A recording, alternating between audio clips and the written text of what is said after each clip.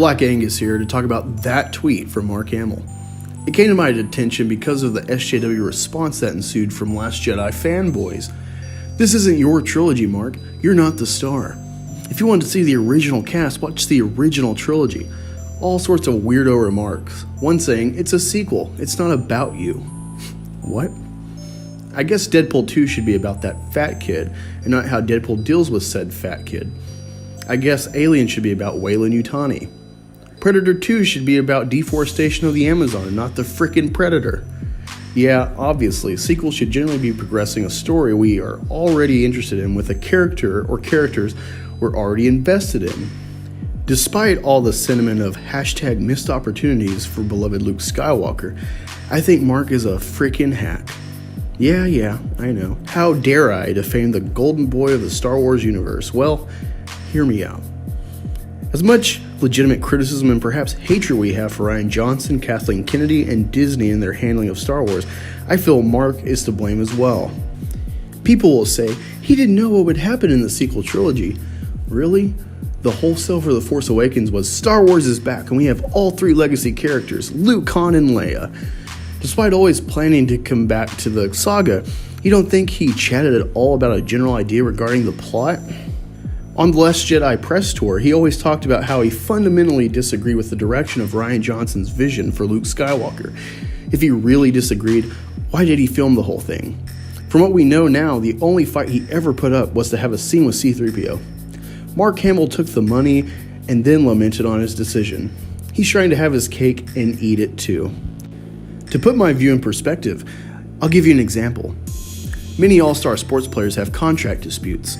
They want more game plan input, more pay, more perks, what have you, and will sometimes hold out, leaving their team to either give in, trade them to someone willing to deal with them, or cut them because it's not worth the trouble as there's more willing prospects, or they can just do without. Le'Veon Bell is a prime example of recent no. Unable to reach a deal with the Steelers, he was franchise tagged, yet still held out and didn't play the 2018 season.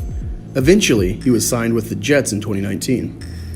I understand football and acting contracts are different, but they're both entertainment fields, and surely have similarities. While Bell was let go to sign with another team, let's look at the situation pre-Last Jedi for Mark. He loved The Force Awakens story, except his character being shortchanged to the cliffhanger ending. With the ending we had, the whole direction of the sequel was set to hinge on Luke Skywalker. Unlike Bell's situation in football, Mark controlled the direction of Star Wars.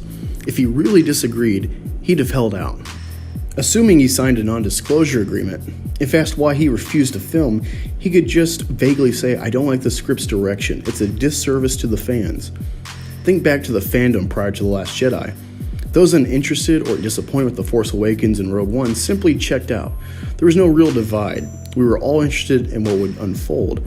If Disney would try and force Luke Skywalker to bend the knee, everyone would have supported Mark.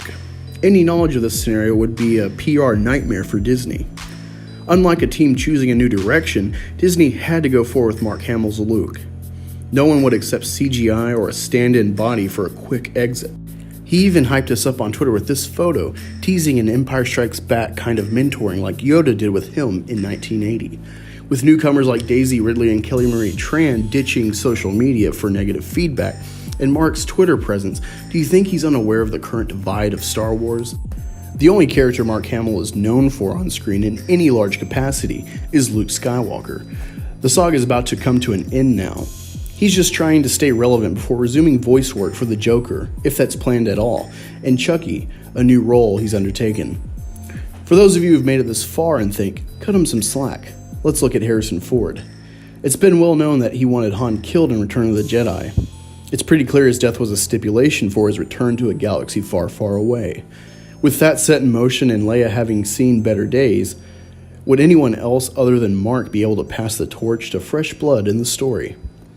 I realize my view on this is probably not shared by many, if at all, so let's see your hate in the comments below. Don't worry though, I'm not Chuck Wendig. I won't police your thoughts. If you've enjoyed this video, be sure to like, share, subscribe, and hit the notification bell. If you'd like to support this channel, consider becoming a patron or buying store merch from the Teespring store. Don't forget to check out the growing list of friends in the Fandom Collective in the description below. And follow me on Twitter @AngusReviews. See you there.